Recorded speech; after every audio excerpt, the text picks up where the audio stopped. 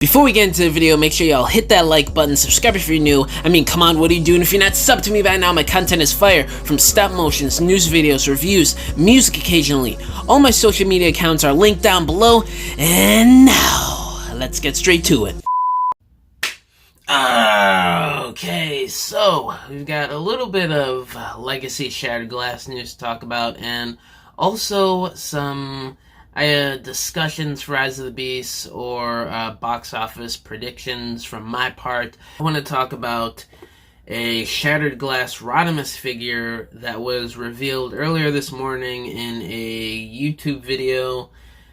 Somebody did a review of an early copy, I guess, and we now have images of him, and he looks alright. You know, for you guys that have been watching me throughout however long, I'm not the biggest fan of Shattered Glass stuff. The only ones I've gotten are Slicer and Flame War because those fit in with the regular Decepticons shelf and not just Shattered Glass.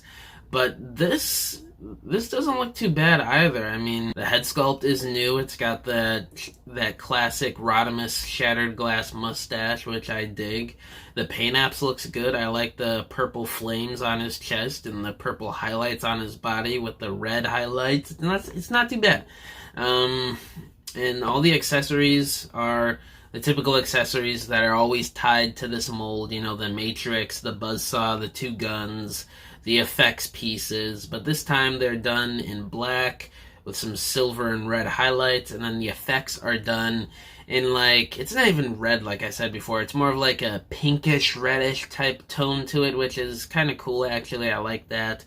But yeah, this isn't too bad of a Rodimus Prime repaint. Not Rodimus Prime, but here he is next to Hot Rod, and yeah, it's definitely pretty good. I mean, the flames are a different design than the regular Hot Rod from Studio Series, so there you have that. Definitely better than that Power of the Primes repaint from, what was that, 4 or 5 years ago now, so I definitely like it better than that figure. The original, I don't know, the original is pretty classic in my book, so, but I probably won't be getting this, but it is a pretty nice repaint with a new head sculpt, I'll say that. And the last thing that I wanted to cover in this video is there have been a lot of rumblings about the box office predictions for Rise of the Beast and how it will actually do.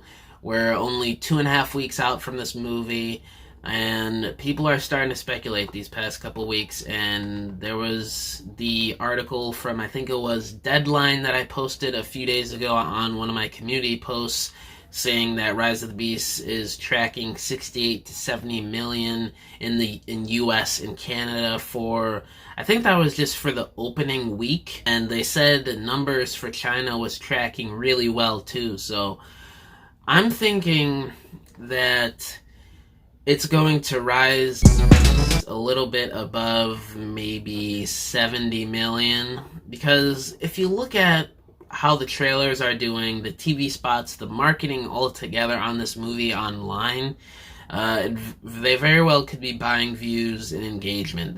That could be a thing. I'm not going to rule that out. But if we're just basing this off of pure regular people watching these trailers, the TV spots online, they're doing really well numbers. You know, the marketing is doing its thing the past few weeks, pretty much a month since the second trailer dropped. So I'm thinking if most of this turns into people getting their butts in the seats in the theater in a couple weeks, I'm thinking it's going to do good at the box office. I'm thinking overall, long term, with the US, Canada, and overseas, how it does there, I'm thinking we're looking at a good 700 to 800 million at the box office altogether, which is very good for a modern movie post-pandemic. Beforehand, we're used to the billion, but The Last Night in Bumblebee sort of took that down, and people have been a little bit fatigued since then. I was like that for a little while. I didn't want to watch any live-action Transformers movie because of how bad The Last Night was. Bumblebee restored that faith a little bit, and since then I've, you know, since the years have gone on, and now that Rise of the Beast is coming out, we're excited for a new movie again, but there's still a little bit of people out there that are skeptical because of the past Michael Bay movies. And I can see where people are thinking that this movie wouldn't do good at the box office, and especially with that original projection a couple weeks ago of it only doing 30 to 40 million. Granted, that was only within like the first week or so, maybe not even that long since the tickets went up. So I'm thinking this recent projection from Deadline is more accurate, 68 to 70 million opening week for the US and Canada. And I'm thinking it might go up a little bit more than that because, we're still 2.5 weeks away. People still haven't bought all of the tickets. I mean, I'm looking at my local theater, and there's some people that have bought tickets, but the theaters are far from full. So I'm thinking this next week or two, definitely opening week, it's going to rise a lot. I could see this doing maybe 85 million. This is just my personal projections. Obviously, I'm not an insider, so I'm just basing it off of what I see online, the engagement with the marketing and everything. I think this has potential to do really good. The competition during that month, Indiana Jones is already flopping with the reviews. It's at, 50% on Rotten Tomatoes right now, so that's not going to do well in terms of word of mouth, I'm guessing. The Flash, a lot of people seem to think that movie is going to do really well, but I don't know. The whole controversy with Ezra Miller, a lot more people know of that than what a lot of DC fans and us nerds like to put on. It's a pretty well-known issue. I mean, Ezra Miller with kids, that's just freaking crazy when that news first broke, and that's still fresh in people's minds. And along with the way they're marketing it with Batman, the Batman movie last year, how much did it do at the box office? The Batman. I'm looking this up right now. So it did 771 million. And that's for Batman. I mean, for The Flash, along with the controversies, I don't know if it's going to do as good as people are talking about. The only competition I see for Rise of the Beast coming up in June is Spider-Man. That is the only competition that I see. And even then, that's an animated movie, so I'm not sure if it's gonna blow out Rise of the Beast or what. I just think people are worrying a bit too much with Rise of the Beast box office. I think it's going to do good, and especially if the word of mouth of this movie is good or at least decent, it's going to boost it up a little bit, like what happened just a couple weeks ago with Guardians of the Galaxy 3.